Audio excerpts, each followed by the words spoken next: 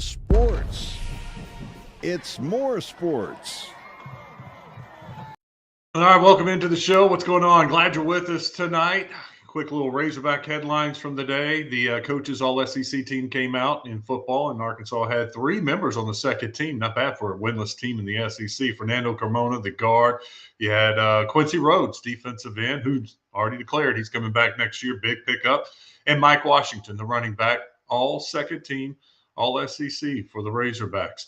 We're going to talk a little bit more Razorbacks in just a few minutes. Plus, we've got high school football, the More Sports Player of the Week. We will introduce him in about 15 minutes or so. Right now, let's talk a little bit more about the Razorback football team. And one of the particular hires, reported hires, I should say, Ron Roberts, defensive coordinator from the Florida Gators. Wanted to find out more about Ron Roberts, so we're bringing in Loren Meadows. You can see him on GatorBait, and he also has his own show.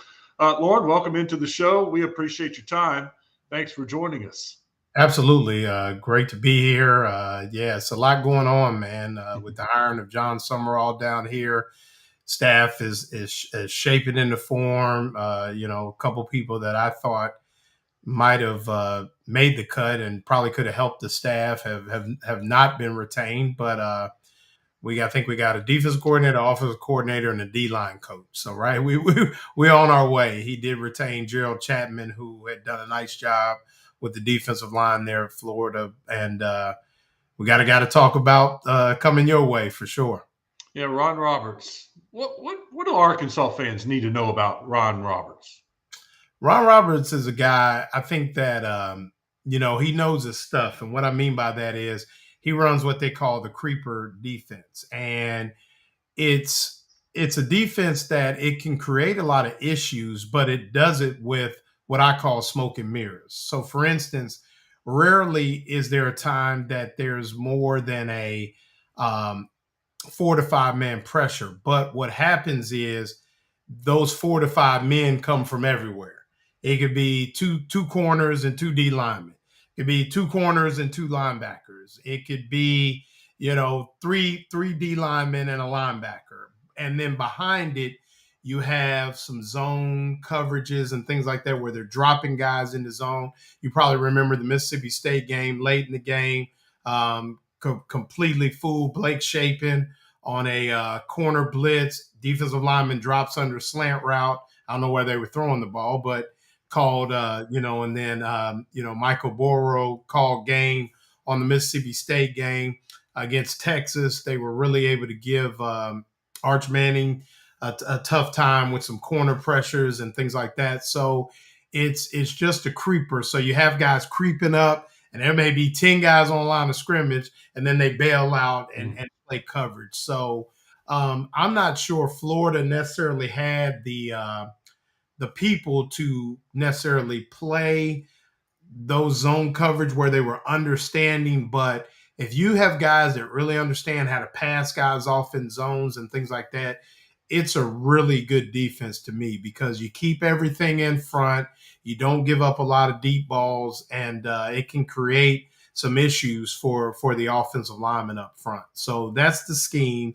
And then he's a guy that, like I said, I think he's really sound in what he does as far as preparation. He understands tendencies. It's not an in-your-face kind of defense where you're going to see a lot of press man and things like that. But it is a defense that forces a offense to earn its keep. So they don't give up a lot of big plays. The one thing I would say kind of the drawback is because of the zone, 3rd and 9s, 3rd and 12s, even 3rd and 15 sometime can be a challenge. So when you look at that, for the defense, his defenses, but, a very sound guy, a guy that when he took over last season, kind of took over as the primary play caller from Austin Armstrong, who I think is now at Houston, you really started to see that defense take the next step. They took an off week. They did a really good job against UCF, played Tennessee extremely hard, had Georgia on the ropes, and then, kind of filtered in. And then even this year, the defense played really well early in the season. The offense wasn't giving him much help at all. So, Ron Roberts is somebody who, can be a little tough to deal with at times, from what we understand, is a little bit more introverted, not necessarily a people person. But in his defense, I heard Miles Graham, I think I want to say after the Mississippi State game, grab him by, Miles Graham is our SEC, could be an all SEC player, the son of Ernest Graham, put his arm around Ron Roberts to say thank you for everything. So I think that, kids know if you have their best interests at heart. And you may not be their buddy, you may not be that player's coach, but if you're making them better players, they definitely appreciate that. Sounds like a little chaos and confusion maybe on third down. I like that. I hate it when a quarterback's just standing there and picking apart a team. But if you confuse the quarterback, then that's when you can get some plays. How were the Florida teams at creating turnovers? Well, this year, really, once the first 2 years under Billy Napier really had some issues. I mean, just were not very good at it. I don't know why. You're talking about guys like Corey Raymond, who has coached, a number of NFL defensive backs. They could not get off the field. They could not get stops. And then this year, at the end of last year and then going into this year, this was a team that started to create some havoc and able to put some balls on the ground and recover the football. But on the back end, they were also able to create some situations where they fooled the quarterback with, like I said, some of the mixed pressures and things like that. And you started to see them move up. I mean, they were Billy Napier's first 2 years, I think they were in the hundreds in turnover. And then last year when Ron Roberts took over, I think they had 7 turnovers in like the last 5 games. So really started to see the quarterback sacks increase. And obviously, if your sacks are increasing, you're getting pressure on the quarterback, you're creating turnovers. I mean, they picked Jackson Dart off 3 times. He's starting in the NFL. I think they had 2 picks against Florida State. Garrett Nussmeier, I think, they had only given up 6 sacks the entire year last season against going into the LSU game, and they got 8 against Nussmeier last year. And played Nussmeier tough this year as well. It just DJ Lagway threw the ball to LSU 5 times. So a defense that, like I said, definitely creates turnovers, creates adverse situations for the quarterback, and is still able to be stout against the run as well. Is this a good hire, in your opinion, for Arkansas? I would say yes. I would say, he's somebody. The thing about this defense is, and this, there's a lot of diversity offensively in the league. A lot of people doing a lot of different things. And what this defense, I think, allows you to do with Ron Robertson, he is basically the father of the creeper defense. It's his brainchild. It allows you to handle a lot of different situations from an offensive standpoint in a good way. So, yeah, I think it's a good hire. Is he going to be, the life of the party? No, he's not. But he is a good defensive mind. And like I said, he wasn't the issues at here at Florida. And, I think that when he took over and really started to put his mark on this defense, I think that's when, you started to see the defense elevate. And, there's going to be some guys, Miles Graham is really all 3 linebackers are NFL linebackers. Jaden Robinson, Aaron Childs, Miles Graham. You look at a guy like Devin Moore, guys in the secondary, the defensive guy, Caleb Banks, Caleb Banks would have stayed healthy, probably would have been, it would be a first-round pick. And all those are attributed to Ron Roberts. So I heard you mention you guys have an all-SEC defensive lineman, things like that. If he has the ability to be versatile, like with Tyreek Sapp, they played him on edge, they played him at the nose, played him at the 3 technique. If he has that versatility, Ron Roberts is going to be somebody that gets the best out of him. So I would definitely say, he's a proven defensive coordinator in this league. The guys at Auburn were raving about him when he left Auburn to come to come to Florida. So yeah, I think this is a guy that's well respected, and yeah, I would say it's a solid hire. They're still looking to add a couple of defensive assistant coaches, defensive line, linebacker, cornerback, safety. Any guys from his staff at Florida that you think could be a target to come to Arkansas with him? I would say, yeah, and we talked about it earlier. I think Robert Bala, I think is his name, the linebacker coach. And last name is Bala. Would be somebody to look for. Sunseri, who's the son of Vinny Sunseri, played at Alabama for Saban. Is the son of Tino Sunseri, who coached at everywhere under Saban, coached with Dan Mullen at Florida. I think those are two names that could come with him, and really be key to your staff. Two good young coaches who, like I said, saw their position groups kind of elevate for sure. I mean, that secondary was banged up, and I mean, Sunseri was going out there. I think I want to say the Tennessee game. They had some kids out there, and then the Florida State game, two true freshmen that really did a nice job at corner.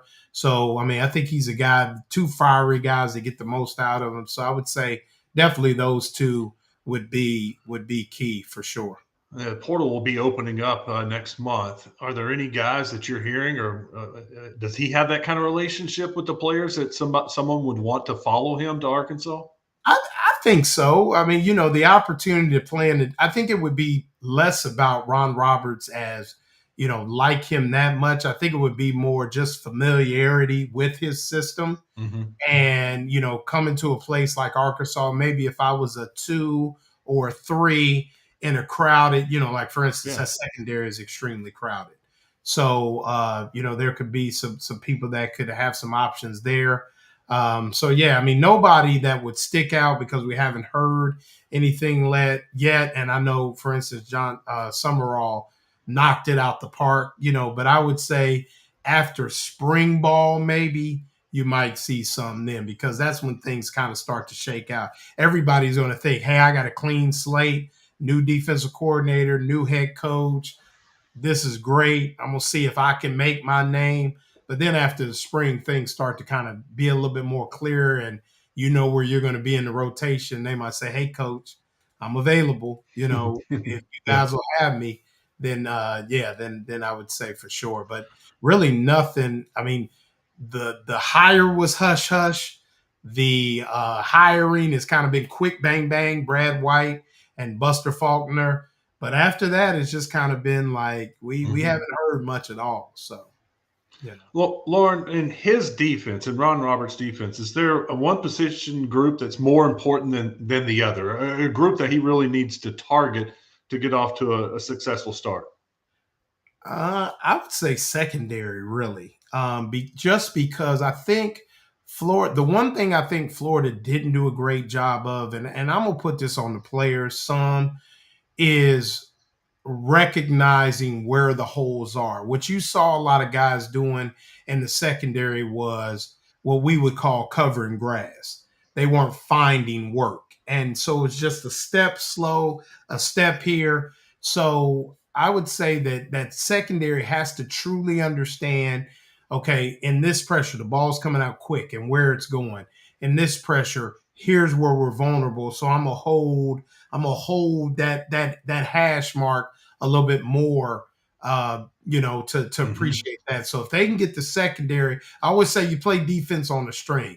So if the defensive line is stunting and you got that corner coming from all the way over here, that safety has to know this is where we're vulnerable. Like I put to a play, in the Florida State game, Castellanos did a nice job of recognizing it, but it was like the safety stayed in the middle of the field, and it was like an uncovered receiver, and they actually ended up scoring on. It's like understanding, okay, if we're going to stay in this pressure, this is where we're vulnerable. So we got to be able to convert and get downhill and make a play. One of my guys that knows a lot about this team and the search, Keith says they hired C.J. Wilford for safeties coach. He was an analyst at Florida. Okay, yeah, I know the name. Yeah. Now, I think the staff is starting to take a little bit of shape, and next thing, got to get some dudes. X's, You're gonna see. I mean, I think you're gonna see a lot of cross pollination between Tulane, Kentucky, maybe even Auburn. Some Auburn guys that he might have known from coming over, and I think he still has his finger on the pulse of some Baylor guys. So I mean, it's gonna be a lot of things going on, a lot of moving and shaking. Especially as these bowl games kind of start to be played and things like that. But yeah, I mean, Wilford is a guy, I'm sure there's some familiarity there, and he trusts him with the safeties, and the safeties are key. So you guys can there you go. You can hold CJ Wilford accountable for making sure those safeties get where they need to be. So, Loren, great stuff, man. We appreciate you coming on and letting us and telling us a little bit more about Ron Roberts. This has been fun. Absolutely. Yeah. I mean, I think, it's a new chapter for two schools that I think take their football really, really serious. And like I told you, I was a big Sam Pittman fan. Sorry to see it not work out. Billy Napier was a great guy. Sorry, but you and I both know at the end of the day, it's about them 12 Saturdays, and you got to make it happen. Got to win. Loren, thanks. We'll let you go. Yes, sir. Appreciate you. You bet. Appreciate you. We'll catch back up sometime. All right. Loren Meadows joining us on More Sports. Big thanks to Gwatney Buick GMC for being a big part of this show. And they've got a huge deal going on for Christmas. It's the 12 Deals of Christmas. They made this famous around the world. Now everybody's trying to do something like Gwatney Buick GMC. They got cars, crossovers, trucks, four-wheel drive, SUVs, and they have great deals on them right now during the 12 days of Christmas. These cars were hand-picked by Jamie Cobb himself. And if you're looking for new ones, Gwatney Buick GMC is delivering. 2026 GMC Sierra, 0% financing. Acadia is at 1.9%. And Terrain's at just $279 a month. It's the 12 Deals of Christmas. GMC, Landers Road in North Little Rock, 5700 Landers Road. Call them at 945-4444. GwatneyBuickGMC.com is the website. GMC, we are professional grade. Earlier today, I got to talk a little high school football. Let me play that interview for you now. The More Sports Player of the Week is Creed Vega, Dardanelle Sand Lizards quarterback. We got Creed with us, his head coach, his dad, Phil Vega. Guys, thank you for joining us. Creed, congratulations on another great game. Thank you. Yeah, thanks for having us on, Wes. You bet. How's it feel for you two to be playing one more week? It's really special. I mean, it's a really cool experience. It's been awesome. This entire season has been a lot of fun, and to get to share it with Creed has been extremely enjoyable. How about you, Creed? How you feeling? It's been pretty awesome. I mean, it's been a dream come true. As a kid, wanted to play in one, and we're making history. So I don't think you can ask for anything better than just to have your final season go out like this. So I gotta wonder, have you guys, as a family, gone to state championship games in the past? Been there at War Memorial Stadium and kind of taken it in before? We've been to a couple games, a few games. I know we watched Shiloh and Parkview, and we've watched Boonville and Warren.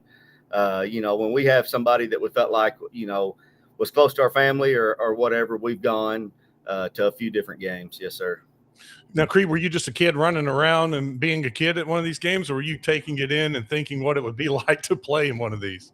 Most of the time I was just a kid, but the Shiloh Parkview one was recent. I was taking it in, wanted to know what it'd be like. I think back to when I was a kid. We used to go to the Final Four in Austin for the high school basketball state championships, and that was it. As a kid, I could just sit there and always dreamed of getting to play there at the University of Texas inside their big arena in the Final Four, the finals. Didn't get to do it, but I can see what it's like to accomplish one of your dreams. Absolutely. Sure, the dream isn't to play in the state championship game; it's to win the state championship game.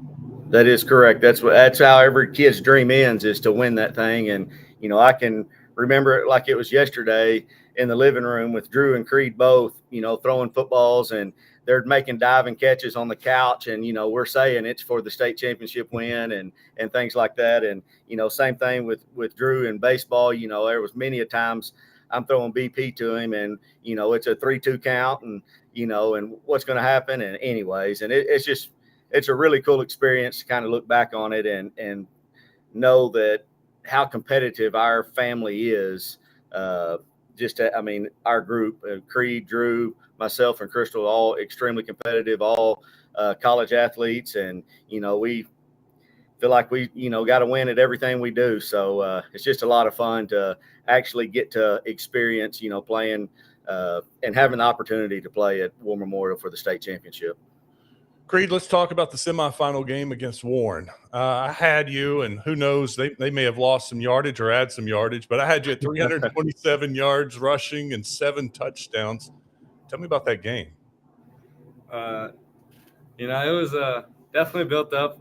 A lot of us don't remember it, but I was one for sure that remembered it because my dad coached. But in 2014, we had lost to Warren just by like a point or so in the semifinals, and that was the only time we had ever made it. So, not that I had anything really going into the game, but I always remembered that, and I definitely wanted to win. But just up front, I think we dominated them, and they were really the key to the game. They weren't able to stop our run, and our linemen did a fantastic job. And then on the perimeter, our receivers did a fantastic job blocking. Without them, I wouldn't have rushed for what I rushed for. So, 7 touchdowns, is that the most rushing in the game for you?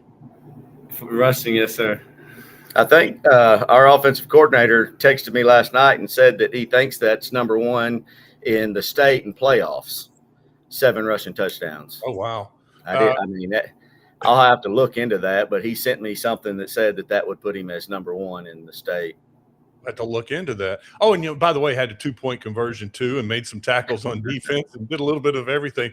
Coach, it's now the time to kind of unleash Creed and let him run around, make plays? I know at times during the regular season you kind of took it easy on him and didn't have him carry the ball as much. Well, we to be honest with you, we expected to be playing a long season and felt like that the wear and tear on him would, if we continue to run him a lot early, could be detrimental to the season, at the end. And so, that was kind of the plan to, use some of our other guys. And we've got lots of weapons. We've got 2 other running backs that are fantastic running backs. And then we've got some receivers that are really good as well.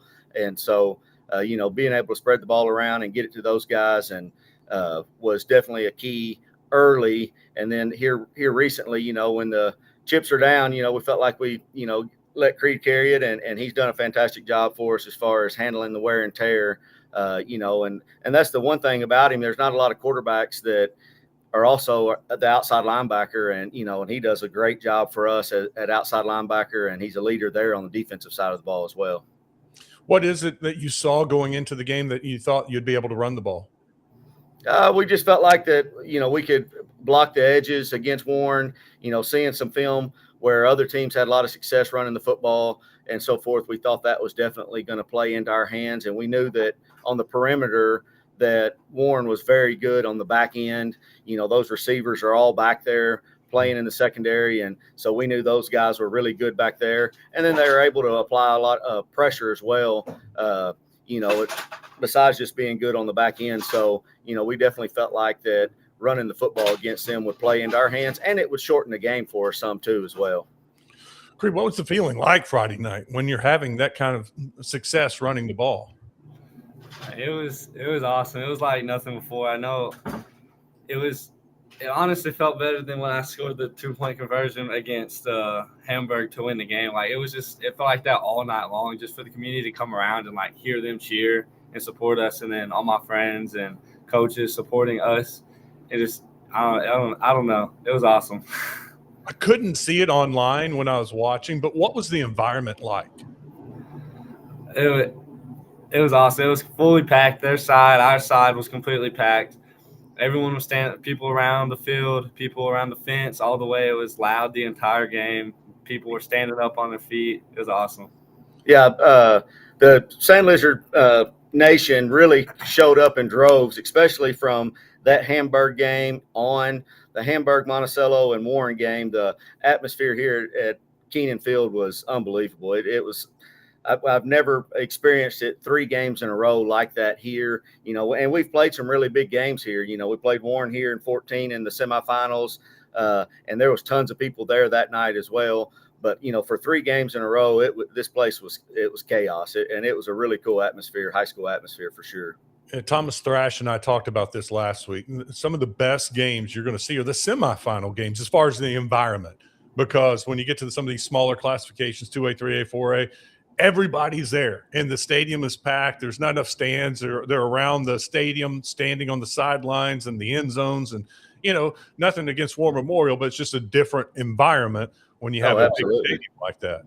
Yeah, absolutely. There's no doubt about it, and I think the crowd will be just as good at War Memorial, but like you said, it'll be a totally different feel because it will seem so empty inside of War Memorial, holding so many more people.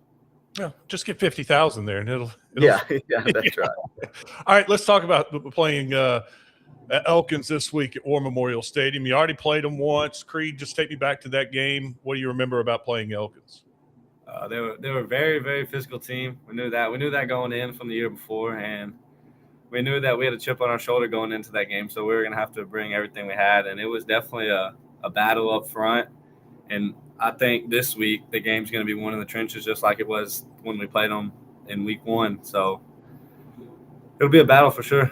I'm thinking back, and this is off the top of my head, but we had a rematch in 2A, a conference game with Cross County and EPC, and Cross County lost the first game but won the second in the state title, the one that really mattered. And then we had a rematch with Joe T and Lakeside. Now, Joe T won both of those games. And we had a rematch in 6A also with Shiloh Christian and Greenwood. Greenwood won the first game, Shiloh won the second game. So, Coach, that's kind of a challenge for you, because so many times when you beat a team earlier in the year, the guys think, well, we'll just do it again. How are you approaching this game? I don't think that our kids have that feeling that we'll just do it again and be able to roll out there because we beat them the first time. It was an absolute war the first time. It was a very good high school football game. Both teams left touchdowns out there. They missed a couple or had one called back, and we did the same thing, missed a couple and then had one called back, and then also had one we felt like was for sure in, and we didn't get it. But anyhow, so definitely it's going to be a heck of a ball game again. And, as far as keeping these guys grounded, and there's so many things going on this week, especially it being our first time as a team. The community is really backing us, and they're bringing stuff every single day for our kids. I mean, it's almost like Christmas. And it's a really cool experience for our kids, but at the same time, we've got to stay grounded and focus on Elkins and, find a way to try to win this game, and got to be focused, during practice and so forth. And, that's the trick for us coaches, is to make sure that when we're between the lines or in our field house, that we're focused and, with understanding that our mission is to go 1-0 again this week. Creed, as the leader on offense, leader on defense, how do you keep your guys grounded, focused, like your dad was just talking about? I feel like it starts with myself. Got to lead by example. Make sure I stay focused in practice, in the weight room, film, all that kind of stuff. But also just outside, when I see them doing something or getting distracted, just let them know to focus back in and stuff. But also try and let them know, like, Elkins is a really good football team, and like they've gotten way better throughout the season. And I mean, we've gotten better, but just let them know, like, it's not going to be easy at all. It's going to be really hard. Was that the best defense you saw this season? Yes, sir. By far the most physical, for sure. They were. I feel like every chance they got to hit me, they took it, and they took it personal. So, Coach, and I just fixed it. I had Creed as a running back, but I knew better. But heck, you ran it so much. But no, I got it down as a quarterback. I need to put linebacker in there. Yeah. Coach, what about this Elkins? Do you agree it's the best defense you've seen? Absolutely. Their 4 linebackers are as good at a linebacker crew in Class 4A for sure. There's no way. I mean, I haven't seen any 4 that were any better. They're very, very good. They're extremely physical. One of their safeties is extremely physical and very aggressive. They've got a corner that's an outstanding football player that does a really good job. And then their D line is also good, so they're good at all 3 levels. And so we'll definitely have our work cut out for us. And like Creed said, they've definitely gotten better. You can just tell by watching film from, week 1 to week 14 that they're a better football team. But so are we. We're a better football team. And I think our offensive line has definitely gotten better since week 1. We had just had a big loss to our left tackle, and we were trying to still figure out how we were going to piece it together and what was going to work best for us moving forward. And so we definitely feel like we've gotten better up front. And then, as far as defensively, our defense, we feel like is as good as anybody's. We play extremely hard, and, there's no quitting these guys for sure.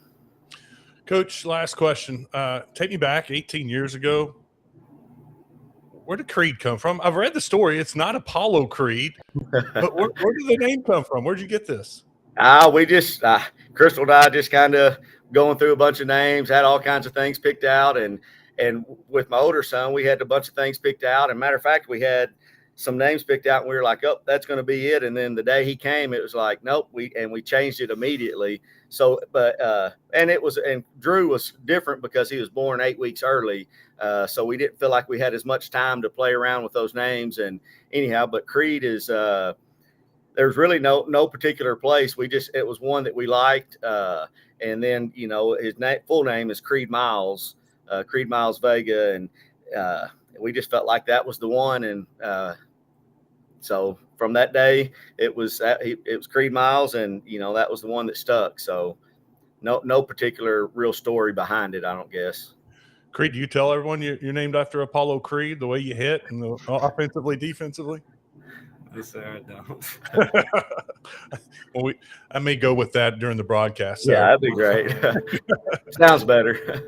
Hey, I appreciate y'all. Creed, great game. Congratulations and best of luck Saturday in the state championship game. I hope you get to make a lot of memories. Yes, sir. Thank you. Yeah, thanks for having us, Wes. You bet. Thank you, Coach.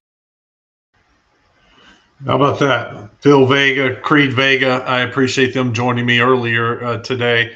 You got the 4A state championship game, Dardanelle taking on Elkins, Saturday night, 6:30 at War Memorial Stadium. 3A state championship game is at noon. That's Mansfield and Fordyce.